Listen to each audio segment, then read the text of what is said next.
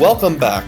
In this part, I discuss some things that you can negotiate ahead of time related to your out-of-state car purchase, as well as the benefits and rewards of putting some of your down payment on a credit card. Here's a couple other thoughts on what I did to make myself feel more comfortable about buying the car out of state. When I made my offer, here's what I said. I asked, first of all, how much of my purchase can I put on a credit card? And they said maximum $3,000, and I'll come back to that later. I said, if you accept my offer, this was about a week before my scheduled to come down date. If you accept my offer, I will put a $500 deposit down via credit card over the phone or email. Upon my arrival, I will put an additional $2,500 on my credit card for a total of $3,000, the maximum they allow on credit card. And I will bring a cashier's check with me for the balance of my down payment, and then I will finance the rest.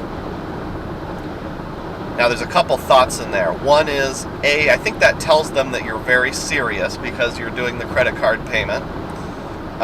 You're bringing a cashier's check for the rest of the down payment, and I'm not going to go into the exact figures I paid, but a sizable amount, and $2,500 more down payment on the credit card. My intention is to pay off my financing on this car in a very short period of time. I have the ability to do that. The reason why I left the door open for that is based on the research I had done. Dealers like financing you because the loan companies will pay them bonuses when they take out loans. In both Missouri and Iowa, there's no prepayment penalties. You might want to check with your specific dealer and state. Now let's talk about the credit card. You might think to yourself, you're putting a car on a credit card, or $3,000 down payment of a car on a credit card? You're crazy. Again, I have the cash. My intent is to pay this off right away, or at least within a month, and not pay any interest whatsoever on that $3,000 that I'm using for my credit card down payment. The reason I'm doing that is to get rewards through my credit card. So to be more specific, I have a Chase Inc. Business Preferred credit card that I took out less than a month ago. And with this particular credit card, if you spend $5,000 or more in the first 3 months, you get 80,000 Chase Ultimate Rewards points. Now, for those of you unfamiliar with that, first of all, that's the largest credit card sign-up bonus offered by Chase right now. I just wanted to mention that because I have a business credit card, the Chase Inc. Preferred, does not mean that you have to have like a full-time self-employed business to have a business credit card. You know, I do mattress reviews on YouTube. That's my business. That's why I have a business credit card. Maybe you sell things on Etsy or on eBay occasionally, or you shovel sidewalks in the winter for $20 here and there, or you officiate high school sports.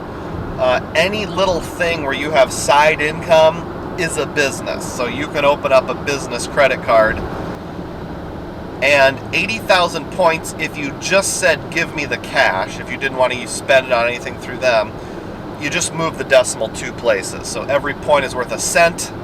So I could just take that, and I have $800 cash.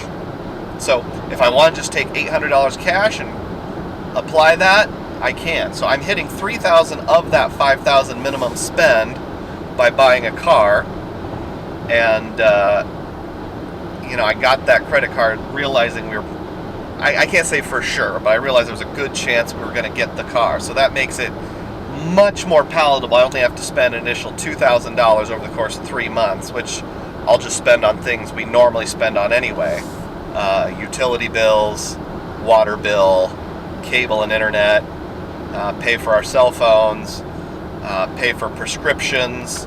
If I use my $800 worth of Ultimate Rewards points, On travel, like if I use it on plane tickets, car rental, hotels, then there's a modifier of 1.25. In other words, for every dollar you spend, you get $1.25 in value. So my 80,000 Chase Ultimate Rewards points becomes effectively 100,000 Ultimate Rewards points, or $1,000. So our plan is we're going to use that to take a vacation this winter. Maybe go see Grandma and Grandpa who live in Arizona. Take our 2 boys with us. Maybe we'll do something even fancier. Now, you can get even better value than that, in that you can transfer those out to hotel and airline partners. And some places say you can get 2 cents per point value, which means you're effectively doubling it. So now my $800 bonus would be effectively $1,600.